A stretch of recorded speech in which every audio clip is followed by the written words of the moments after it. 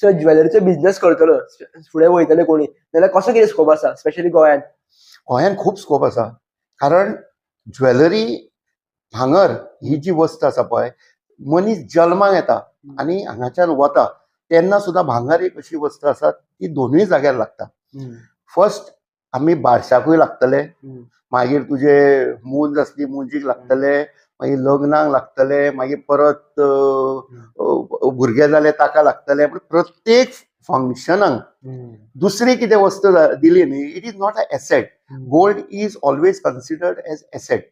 म्हणटकूच ते asset class जो ताका दर्जो दिल्लो आसा पळय तो कमी जावचो ना. कारण आनीक सांगता, बाकीचे सगळे वस्ती फॉर एक्झाम्पल डायमंड सुद्दां न्ही लॅब ग्रोन येवंक लागले आतां आर्टिफिशियली तयार करून.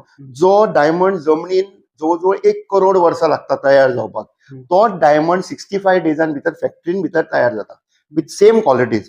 पूण भांगर तशाक तशें जावपाचें अजूनय येवंक ना आनी तें येवचेंय ना.